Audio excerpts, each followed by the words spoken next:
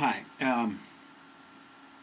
Had a patient the other day, a client, a practice member, whatever the hell we're calling them these days, and she came to me with her daughter who had a real deep chest cough.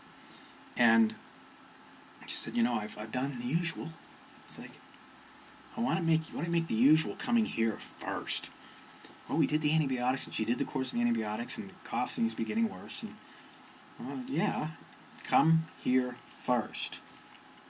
Right? I know according to medical doctors, the spinal adjustment is completely ineffective until you do something, right? But a lot of times, realigning the spine opens the system up so it can heal itself, right? But I had a friend of mine, a colleague of mine, we went to college together. His son was real little, and he said, I'm taking my son to the hospital. I said, why? He said, to get tubes put in his ears. I said, why would you do that? He said, because I can't fix it. I said, well, bring him in here. I said, what I do is different. And so he brought his son in, and this was 20-some years ago, maybe more, but worked on his son and did nutrition, acupuncture, chiropractic, everything I knew to do. And we kept him from having tubes put in his ears. Right? Now, one of the things I want to tell you, if your kids suffer from ear infections, they are hell. If you didn't get them, you're lucky. Some families don't get them, from what I understand. I'll ask people, did you have earaches as a kid? And no, never had them. And I think how fortunate that is. I mean, the earaches I had as a kid were just absolutely devastating. You just can't believe how painful they were.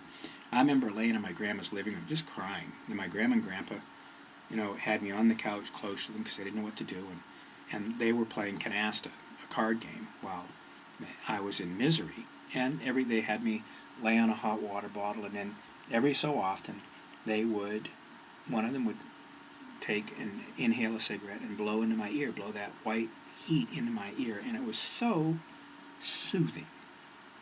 I know that's not supposed to be good for you, I know all of that stuff, but it was really, really soothing when Grandma and Grandpa did that for me, and it didn't take the pain away, but it was soothing.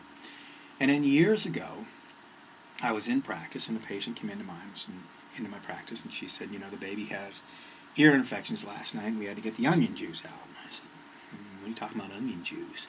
Right? And what you do is you squeeze an onion, you squeeze the juice out of an onion, which is not hard to do. You get cheesecloth, you do whatever you can do to get that out of there, right? And you warm it up a little bit, and you take a dropper, or you just drip it into the ear. You have the baby put the ear up towards the heaven, whatever, the sky, and you put those in almost instantly. It stings for an instant, and then it's very, very soothing. I was driving, we were on a road trip, and my son Ian got an earache, and it was one of those trips where, you were just getting somewhere. We were traveling from Pennsylvania to Texas, and his ear was he was in the front seat and crying, so I went through a drive-through at White Castle, okay? Not known for the best food. I said, can I have a styrofoam, one of those styrofoam things, can you fill it up with your onions, please? The lady said, what? I said, can you just fill up one of your styrofoam things with onions? And she said, yeah, sure. And they handed it, I said, how much? Nothing, you can have the onions. Right? But what I wanted was the juice on the onions. Right? The lady in on my lap while we were driving, and had a towel there, and would pour it into his ear, and he would jump at first, and then he would go to sleep for an hour or two. And we did that 3 or 4 times, and he got over it. So if you're having kids with earaches, definitely look at putting some onion juice in there. It is so soothing. They smell a little bit like a salad for a while, but I think you can live with that.